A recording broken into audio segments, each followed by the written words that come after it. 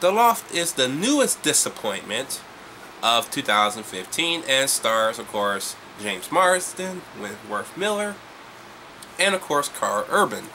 And those main three are among 5 friends who decided to have this loft all to themselves. They can do whatever they want, bring whatever girl they want, even though they're all basically are married and have different personal lives, of course. Until that is, the next day they all find out that there was a dead woman in the bed. And now they have to figure out how she got there and who had the loft the night before without telling anybody that they were going to use it, because they do have rules about when they use that loft. They're going to let everybody know who uses it on what day and whatever. But nobody got that. So, yeah. How do you fuck that up? It's a murder mystery. How do you fuck that up? 5 friends. Dead woman. Who fucked up? Let me tell you how.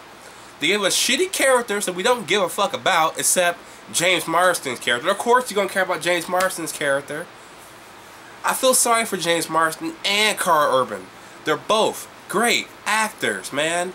Great actors. Wentworth Miller is kind of hit and miss, but he's okay in here. You know what I mean?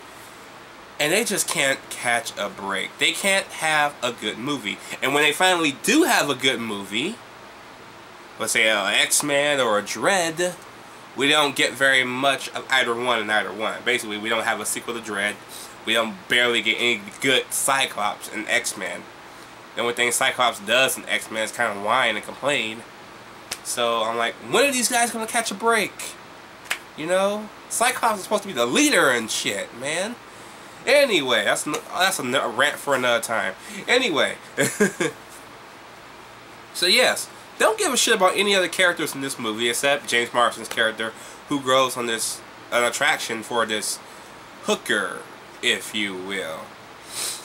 And it's just boring. This movie is fucking boring, man. I ain't playing with you guys. This movie sucks. And then they go the fucking cheap route with the fucking ending style, the way this movie has the ending set up. It is so fucking cliched, out of nowhere. It seems very, very last minute. That seems like an idea they went at the very last minute when they ran out of script. Like, okay, we need an ending. What can we do to fix this ending? How about we just half-ass this thing in there? No, that ain't gonna work. I got something. We gonna take a dump, and I'll be right back. 5 minutes later, here you go. Oh, that's fucking awesome. Hell yeah. Use that script. Yes. No. This is fucking stupid shit. This is fucking stupid ass writing right there. I hate endings like that. I fucking hate endings like that. Okay? Because one, you gave us 2 endings. Basically. When you think it was time for the movie to be over, it's not. It goes on for like another 10-20 minutes. And then we get the second ending. So I'm like, what did we go do that first ending for, just to have another conclusion?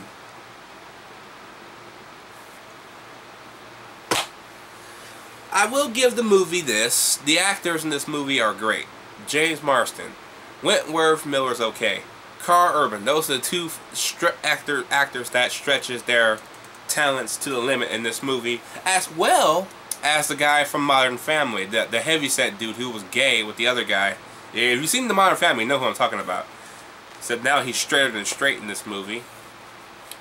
And I like how he's teasing his friend, because his friend has a sister, and his sister was ugly. Now she's smoking hot. And he's sitting there, he does the exact same thing I would do. He will sit there and tease you, and then when he likes it so much, he'll start singing that shit. And that reminds me a lot of me. Every time I like something so much, I start singing the shit, man. Like I have a caramel dip, and that starts like, caramel dip. That was funny. Him talking about a fat lady in this movie, even though he's fat himself, was kind of funny. Like, the fat lady's gonna scare all the hot chicks away, when the fat lady was the hot chick in that fucking party. The ugly chick came in after that and starts fucking with Karl Urban. The big one is the hot one. Luckily, he screwed her anyway, so that was cool. But, chill. Still, if you have not seen The Loft, let me tell you something. Stay away from it. Stay the fuck away from this piece of shit. This is about as big as a waste of time. Okay, maybe not as big as 50 Shades of Grey, but it's up there, okay? It's only like, what, 97, 98 minutes?